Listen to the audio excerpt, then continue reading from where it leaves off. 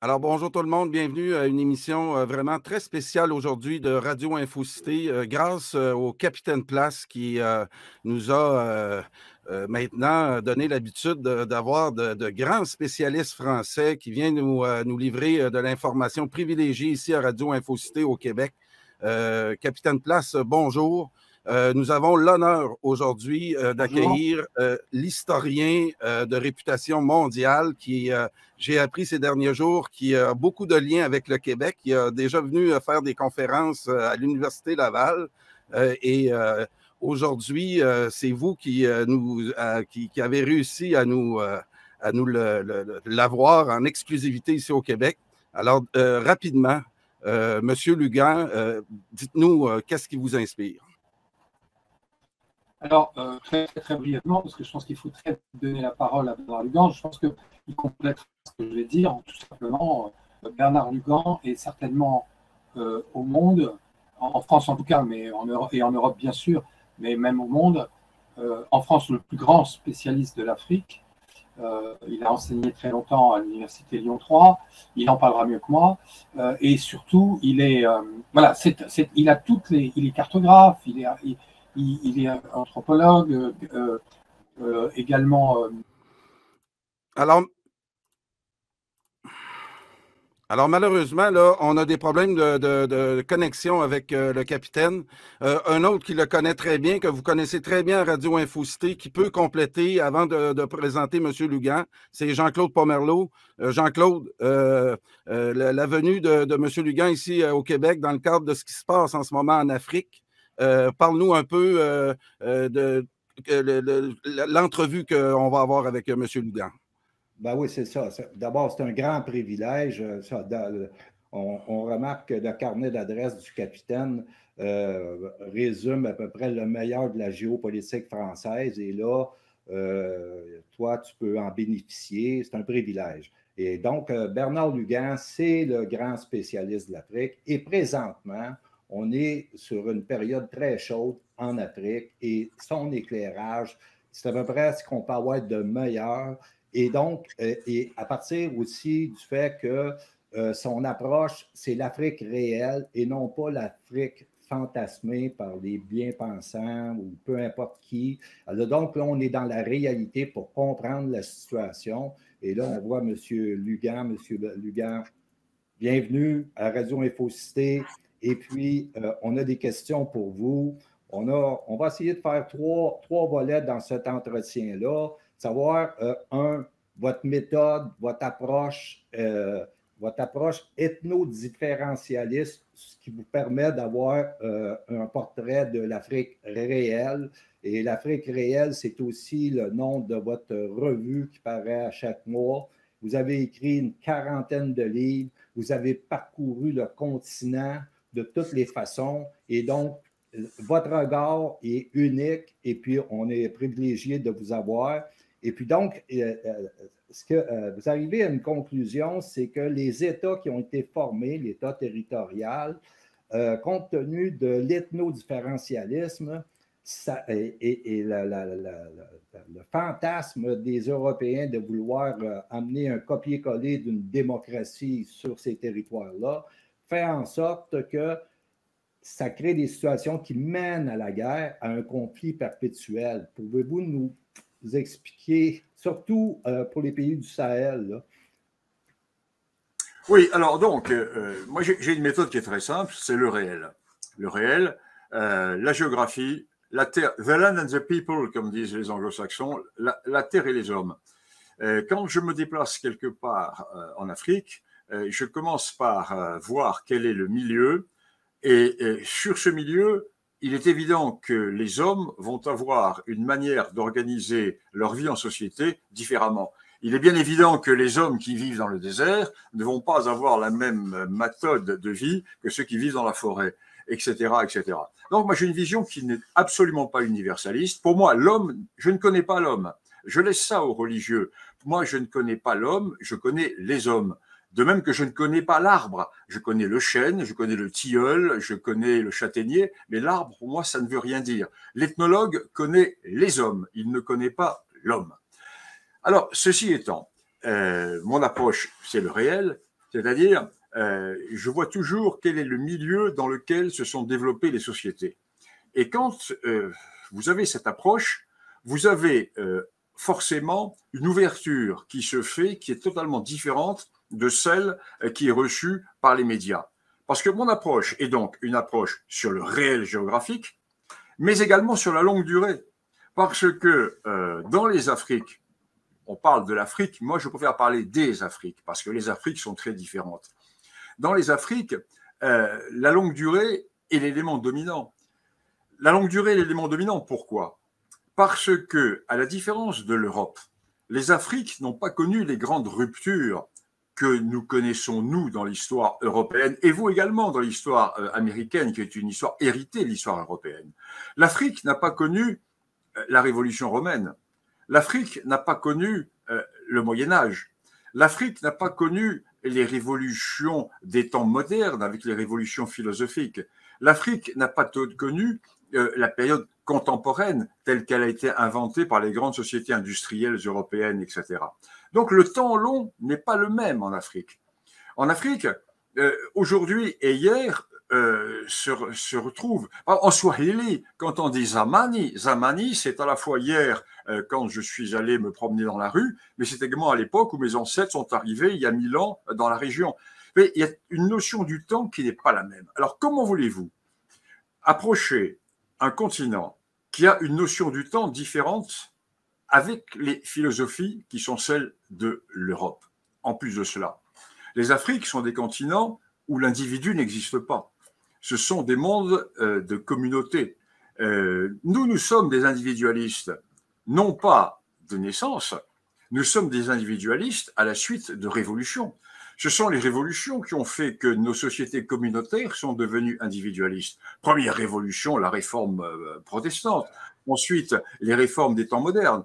Ensuite, la période des réformes philosophiques du XVIIIe siècle. Ensuite, la Révolution française, les révolutions de 1848 dans toute l'Europe, la révolution industrielle. Les résultats, nous avons cassé tout ce qui représente nos sociétés pour faire aujourd'hui, pour résultat, avoir des individus. Donc, nous avons une philosophie individualiste, mais qui est contre l'ordre naturel. Car l'individu, contrairement à ce qu'en pensait Rousseau, n'existe pas. L'individu seul dans la nature est mort, il ne peut pas vivre. En Afrique, les communautés sont encore vivantes. Et nous plaquons sur des réalités sociales qui sont communautaires notre idéologie philosophique démocratique qui est individualiste. One man, one vote, c'est la mort de l'Afrique. C'est la mort de l'Afrique parce que cela déstructure les sociétés, mais plus encore, cela va donner la victoire électorale à ceux qui sont les plus nombreux. Donc, à partir de ce moment-là, vous avez toutes les causes des guerres du Sahel. Voilà déjà ce que je peux dire en introduction. Ah bon? Donc, est-ce qu'on peut entrevoir, juste pour terminer ce volet-là, un principe d'unité politique sur l'État territorial qui est donné, on pense au Sahel, là, où il y a une grosse différence géographique entre le nord et le sud. Un principe d'unité politique pourrait apaiser la situation où ça mène nécessairement à une fracture territoriale? Le problème se pose différemment parce que je crois, comme disent les médecins en latin, primum non nocere. D'abord, ne pas nuire. Donc, lorsqu'on applique un médicament ou lorsque l'on propose des solutions, il ne faut pas que les solutions soient pires que le mal que l'on veut traiter. Donc, le problème des partitions, le problème des divisions territoriales en Afrique, ça vient vraiment en aval. Moi, je pense qu'il faut se placer en amont. En amont, puisqu'on parle du Sahel, parlons donc du Sahel. Quelle est la situation du Sahel? C'est très simple. La situation du Sahel se comprend uniquement si l'on part dans la longue durée. Nous sommes dans un monde qui va évoluer depuis 3 ou 4 000 ans. La sécheresse actuelle du Sahel débute vers 3000 avant Jésus-Christ. Nous sommes dans la même phase. Le propre du climat, c'est de changer. contrairement à ce que nous disent les gens du GIEC, etc., lorsqu'on travaille sur l'Afrique, on se rend compte que l'évolution climatique n'a pas des causes humaines. Ça a d'autres causes, je ne sais pas lesquelles, mais pas des causes humaines, puisque l'Afrique fut beaucoup plus sèche il y a 5000 ans. Or, 5000 ans, il n'y avait pas de moteur diesel et il n'y avait pas de population. Donc, il y a une évolution qui se fait avec le climat. Depuis 3000, 4000 ou 5000 ans, nous voyons les populations du Sahara, qui sont des populations à l'origine blanches, essentiellement berbères ou proto-berbères, descendre vers le sud. Elles descendent vers le sud en raison de la péjoration climatique. Et descendant vers le sud, elles vont tomber sur les populations sédentaires qui vivent le long des fleuves, Sénégal, Niger et jusqu'au lac Tchad, et ces populations sédentaires qui sont des populations noires, agricoles, qui, elles, sont beaucoup plus nombreuses que ces populations nomades du Nord. Les nomades du Nord sont peu nombreux. Pourquoi ? Parce que les nomades ont toujours, à l'époque traditionnelle, allié leur croix démographique sur les possibilités de nourriture du bétail. Car les nomades avaient compris que s'ils avaient trop de bovins ou trop de chameaux ou trop d'animaux divers sur un pâturage qui était en phase de régression, ils allaient mourir parce qu'eux tiraient toutes leurs ressources du bétail. Les agriculteurs ont une toute autre philosophie de l'existence. Les agriculteurs, eux, doivent être le plus nombreux possible, donc avoir le plus d'enfants possible, à la fois pour défricher et à la fois pour se défendre contre les nomades prédateurs qui viennent du nord pour leur voler leurs récoltes. Donc deux mondes qui sont complètement différents, avec des populations qui vont être à l'intérieur de ces groupes différentes, mais qui ont toutes le même mode de vie. Donc des nordistes qui sont minoritaires, guerriers et prédateurs, condamnés à la prédation parce que leurs milieux sont pauvres et qu'il faut aller se fournir chez ceux qui ont des richesses, et au sud, des populations agricoles noires qui sont le long des fleuves. Et toute l'histoire du Sahel, c'est l'histoire de la confrontation entre ces ensembles. Alors, la colonisation va arriver au moment où ces ensembles prédateurs du Nord, ces ensembles pastoraux, sont en train de mettre en sujétion complète toutes les populations noires, agricoles, de la bande sahélienne. La colonisation arrive et va libérer les sudistes en les dégageant de la prédation des nordistes. Donc, la colonisation va être bénéfique aux sudistes et elle va rendre les nordistes, réduire les nordistes dans un état secondaire. Mais le plus grave, ce n'est pas la colonisation. Le plus grave, c'est la décolonisation. Parce que la décolonisation va instaurer des frontières qui vont prendre au piège les uns et les autres. À l'époque coloniale, les frontières n'existaient pas. Les frontières n'étaient que des limites territoriales au sein, par exemple, de l'immense Afrique occidentale française qui partait du Sénégal et qui allait jusqu'au lac Tchad. Donc, c'était simplement des frontières territoriales, administratives, où les populations pouvaient se déplacer. Du jour au lendemain, à partir de 1960, ces limites, qui étaient des limites administratives au sein du même ensemble dirigé par la France, deviennent des frontières qui coupent. Et ces frontières vont avoir deux conséquences. Un, elles vont couper les grandes voies de nomadisation des nordistes, qui ne peuvent plus se déplacer avec leur bétail le long des grands axes ouest-est, qui étaient les axes de migration en fonction des saisons, sont coupés, cloisonnés, mais plus grave encore, qui vont se retrouver nordistes et sudistes au sein des mêmes États. Et l'on va obliger ces États à appliquer le one man, one vote, le système démocratique. Or, traditionnellement, je viens de vous le dire, les nomades, qui étaient les anciens dominants, sont moins nombreux que les agriculteurs, qui étaient les anciens dominés. Ce qui fait qu'électoralement, chaque élection, c'est un sondage ethnique grandeur nature qui va donner la victoire aux plus nombreux contre les moins nombreux, à ceux dont les femmes ont eu les ventres les plus féconds que les autres. Résultat, ces nomades, qui sont les guerriers traditionnels, se révoltent. Première guerre Touareg dès 1963. Et la guerre qui éclate en 2011 et dont nous avons aujourd'hui les conséquences, c'est, si vous voulez, une résurgence. Résultat, guerre du Tchad. Dans toute la bande sahélienne, nous avons le même phénomène. Et ce qui est affligeant, ce qui est absolument affligeant pour l'historien que je suis, pour l'ethnologue que je suis, c'est de voir que cette réalité n'est pas prise en compte. Cette réalité n'est pas prise en compte parce que l'idéologie dominante dit oui, mais ça, ce sont des visions anciennes, ce ne sont pas des réalités, l'homme nouveau que nous allons construire, c'est les citoyens, citoyens de ce monde globalisé, etc. Mais non, non, ça c'est une vision du quartier latin, c'est une vision d'idéologue des universités américaines de Californie, mais ce n'est pas la réalité africaine. Donc nous avons là le cœur même de ce qui se passe en Afrique. Alors, moi, je connais bien ces régions pour plusieurs raisons. D'abord, je reviens un petit peu à votre première question en disant quel est mon background, quel est un peu mon passé. Si vous voulez, moi, ça fait 50 ans que je bourlingue. D'abord, je suis né en Afrique et je suis là quand même la 6e génération née en Afrique. C'est quand même assez rare aujourd'hui. Et j'ai comment dirais-je, un contact charnel avec l'Afrique. Alors, j'ai commencé ma carrière pendant 11 ans au Rwanda, entre 71 et 83. Et ensuite, quand je suis rentré en France à l'université Lyon 3, comme j'étais responsable du département Afrique, j'avais un accord avec mon président de l'université. Donc, je passais 6 mois de l'année en cours et 6 mois de l'année sur le terrain. Donc, j'ai eu 10 ans d'Afrique australe. Afrique du Sud, Mozambique, Angola, etc. Ensuite, j'ai eu 10 ans de toute la région de l'Afrique sahélienne et également à peu près 10 ans toute l'Afrique du Nord avec Égypte et Libye. J'ai beaucoup travaillé dans toutes ces régions.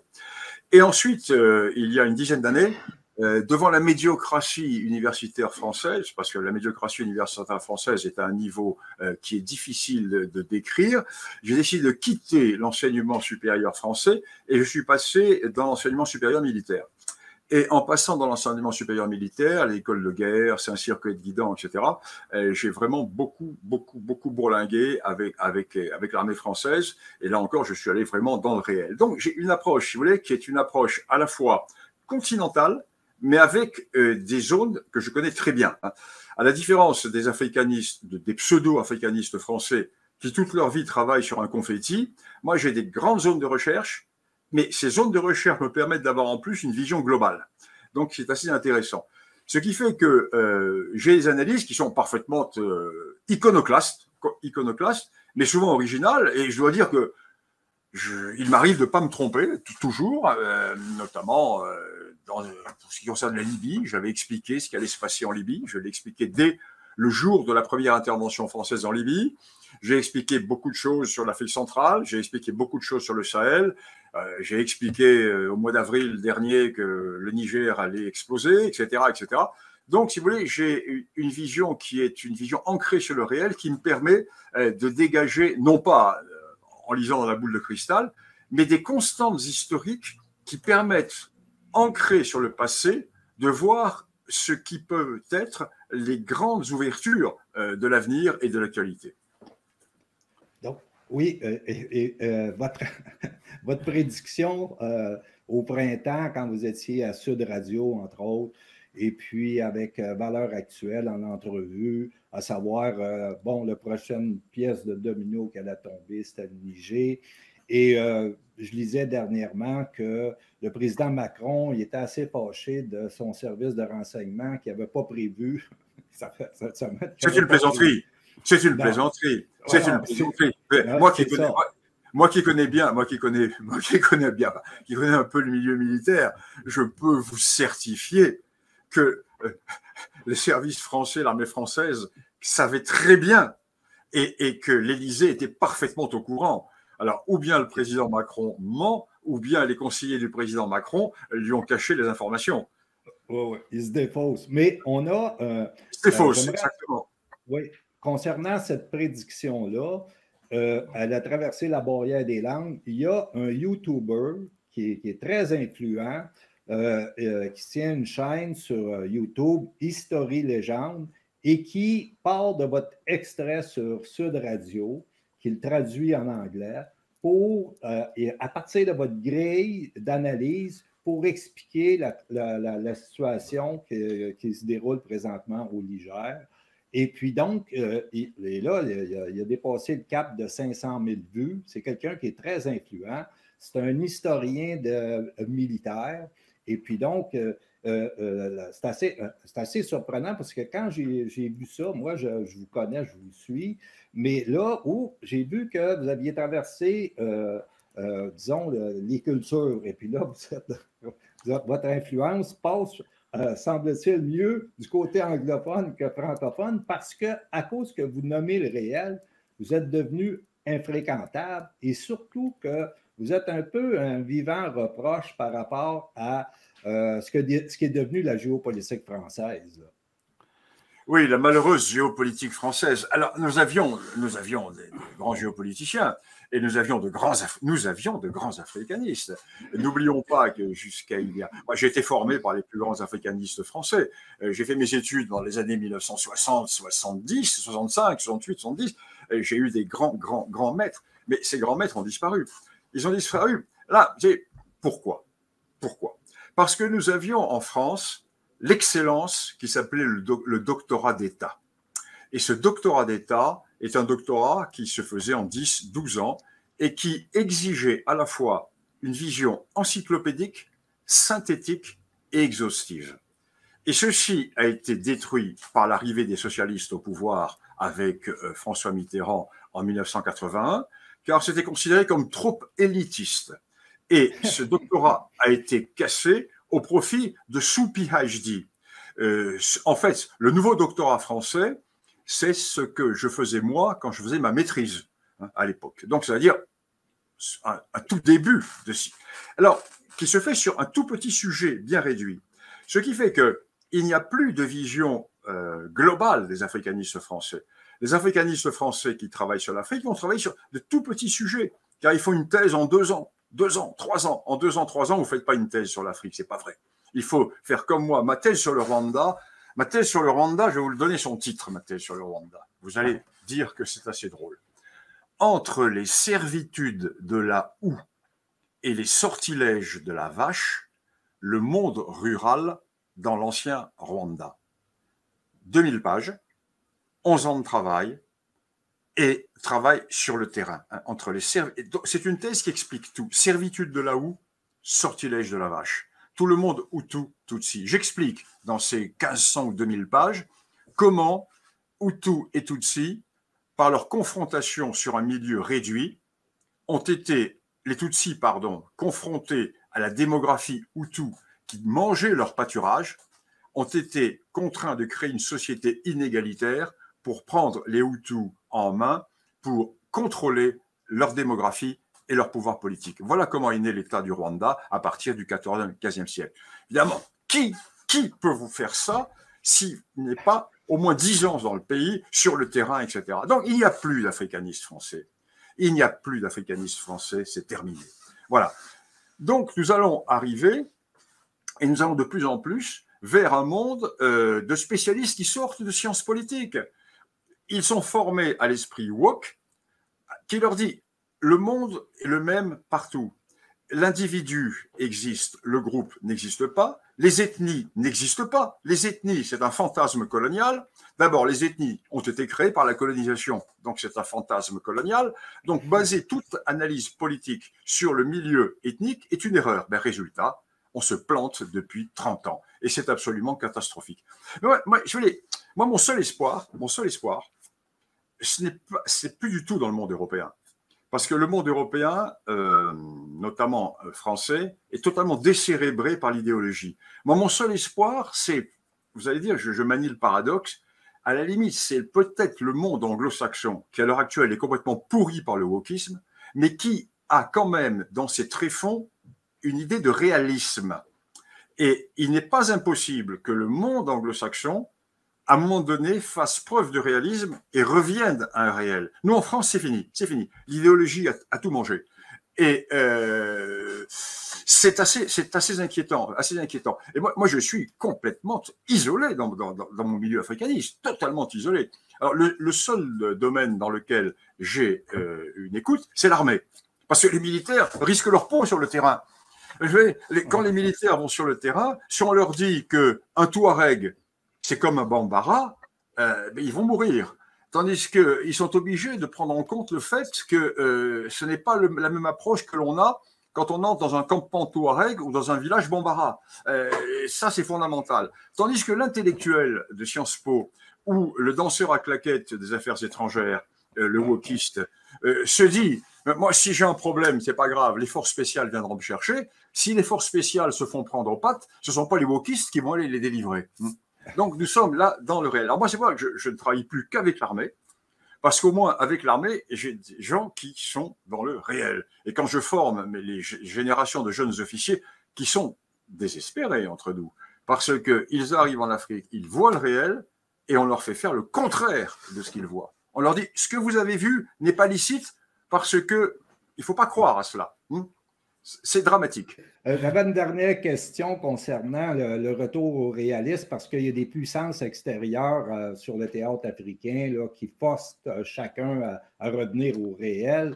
Et puis, bon, dans le cas du Niger, c'est un point central présentement. Mais si on veut revenir sur savoir la rupture que je vois qui s'est passée en France entre le conservatisme et le libéralisme, la dégradation de l'expertise vient du fait que la France s'est laissée pénétrer par le libéralisme anglo-saxon et tout ce qui vient avec. Et c'est arrivé à peu près à la même période qu'ici au Québec, nous sommes passés du conservatisme au libéralisme. Et là, pendant toute cette période-là du conservatisme au 19e siècle, aller jusqu'à 1960, c'est apporté par l'Église, institution politique majeure dans notre histoire, etc., mais qui a été décriée par après. Bref, on est monté en force grâce au conservatisme et on décline dans le libéralisme anglo-saxon qui nous pénètre de toutes parts. Et on perd ici nos rapports historiques et il y a une correspondance. Et vous, mais sur ce thème-là, vous aviez en 5 minutes, identifier exactement la cause disons, de la défaite de ce mouvement-là, mouvement d'émancipation politique au Québec. Pourquoi? Parce que ce sont des naïfs, des bien-pensants qui mènent une lutte qui a une portée géopolitique, finalement, planétaire. Là. On parle de l'éclatement du Canada. Faire apparaître un État français en Amérique, à la frontière des États-Unis, bon, c'est quand même un programme. Là. Alors donc, là, des scouts idéalistes là-dedans, on ne risque pas d'y arriver. Hein? Alors donc, vous aviez une conclusion qui est une fatalité, savoir il est trop tard. Il est trop tard, la chance a été passée. Et puis donc, cette naïveté-là. Et puis, vous amenez le point, justement, de l'ethno-différentialisme d'une certaine façon, parce que vous dites les nationalistes ont accueilli à bras ouverts des francophones venus d'ailleurs, espérant qu'ils allaient renforcer la position des indépendantistes. C'est dramatique, c'est un suicide. C'est un suicide. Ouais. Oui, M. Lugan, expliquez-nous votre rapport au Québec, parce que j'ai appris beaucoup là, en coulisses tantôt. Parlez-nous un peu de ça, puis ce que vous avez lancé, ce que Jean-Claude vient de nous parler. Oui, moi, j'ai été atterré lors de mon dernier passage. Lors de mon dernier passage au Québec, ça remonte à pas mal d'années. J'étais venu faire une conférence à l'Université Laval, et le titre d'un journal québécois qui est paru, c'était un peu dire ça. Les Français sont vraiment stupides. Ils viennent de refuser les visas à plusieurs dizaines de milliers d'Algériens. Nous allons les donner au Québec. Ça va faire des francophones supplémentaires contre les anglophones. Oui. Quand j'ai vu ça, j'ai dit ça y est, ils sont perdus. Ils sont perdus parce que leur identité, qui était une identité qui avait été conservée par l'Église et qui a été massacrée par l'Église, parce que c'est l'évolution de l'Église, comme en France d'ailleurs, qui a fait que tout ce système s'est engouffré dans le néant. J'ai dit, c'est une vision qui est très, très, très dangereuse. D'ailleurs, on l'a bien vu, parce que ces néo-migrants, lorsqu'il y a eu les référendums sur l'indépendance, eh ben, certes francophones, mais ils ont voté pour l'unité. Donc, j'allais dire, cocu dans l'affaire. Hein. Donc, nous sommes dans problème qui est fondamental et qui se retrouve aussi bien au Québec qu'en France. C'est exactement la même chose. Nous sommes dans la défense de nos identités, dans la défense de nos histoires, et la situation est sérieuse. C'est pour ça qu'il faut travailler ensemble. OK, parfait. C'était un plaisir. C'était un plaisir de vous entendre. Et puis, on reçoit cette invitation-là comme un peu un cadeau parce que sur cette lecture-là du conservatisme, de l'Afrique réelle au Québec réel, historique, il y a un pont à faire. Il y a un pont à faire. Parlez-nous, juste en terminant, c'est ça, vous nous aviez parlé de vos études au Québec sur le régime colonial en Louisiane. J'ai un livre qui vient d'être édité il y a 1 an ou 2 aux éditions Balland qui s'appelle « Histoire militaire de la Louisiane française et des guerres indiennes ». Parce que là encore, je pars de l'ethnodifférentialisme. Et en travaillant sur les archives du XVIIe et XVIIIe siècle, je vous dis, j'étais le premier à dépouiller les registres militaires qui n'avaient jamais, il y avait encore le petit ruban, vous savez, bleu du Conseil du Roi, qui n'avait jamais été dépouillé depuis la fermeture du Conseil du Roi. Et j'ai trouvé des choses extraordinaires. La façon dont, je parle de la Louisiane qui allait jusqu'au Grand Lac, et la manière dont quelques individus, quelques Français, une petite poignée, aidés par les coureurs des bois québécois, et aidés par toute la famille d'Iberville, etc., toutes ces grandes familles, à quelques-uns ont réussi à avoir autour d'eux l'alliance des tribus indiennes, et ils ont réussi à tenir quasiment un siècle face à la déferlante anglaise qui arrivait depuis le littoral. Les Anglais qui payaient les tribus, mais les tribus préféraient être avec les Français parce que les Français avaient une autre attitude. Les Français étaient ethno-différentialistes, etc. Et c'est formidable. Alors donc, mon livre, c'est l'histoire et des guerres indiennes, car la Louisiane a tenu, non pas par les régiments français, mais par les coureurs des bois et les tribus indiennes. Effectivement, il n'y avait pas les Iroquois, mais toutes les autres tribus étaient du côté français. Aussi bien les tribus des Grandes Plaines jusqu'aux tribus du delta du Mississippi. Et ça, c'est fondamental. C'est une histoire merveilleuse. Et là, évidemment, une fois de plus, l'histoire a mal joué pour nous. Mais si Montcalm avait laissé le chevalier de Lévis mener la bataille comme il l'entendait et ne pas faire une guerre à l'européenne sur les plateaux d'Abraham, là, l'histoire aurait été complètement changée. Parce que les coureurs des bois et les Indiens, eux, savaient faire la guerre des Amériques. Oui, c'est ça. Est-ce que le livre que vous venez de mentionner, il est listé dans votre blog? Non, mais il n'est pas dans mon blog, mais il est sur Histoire de la Louisiane française, histoire militaire de la Louisiane française et des guerres indiennes, publié chez Balland. Lisez-le, je pense que vous allez vous régaler, parce que j'ai vraiment étudié les tribus indiennes à l'époque, comme j'ai étudié ultérieurement les tribus africaines.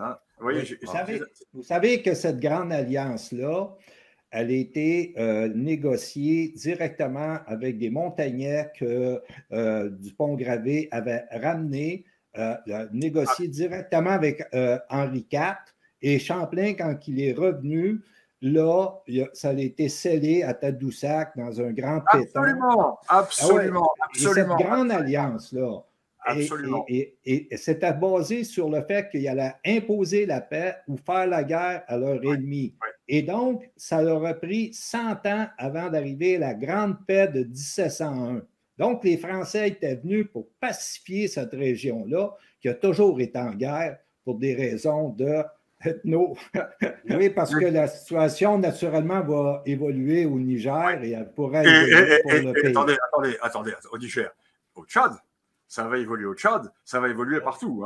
Donc, oui, puis je m'intéresse particulièrement au Tchad parce que j'ai un ami tchadien qui est très, très intéressé par la politique. Et puis, on va y revenir si on a une chance parce que ça va lui faire plaisir d'entendre votre expertise. Parfait. Merci beaucoup. OK. C'est un plaisir. Oui. Au revoir. Carl, oui, pour la suite, expérientialiste. Et cher monsieur, c'est la même chose qui va se passer ensuite en Indochine et en Afrique.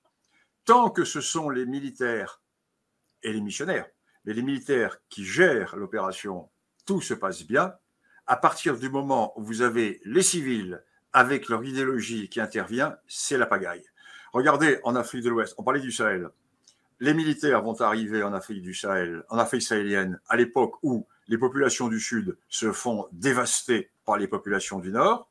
Et à quelques dizaines, quelques centaines, ils vont réussir à rétablir la paix, etc.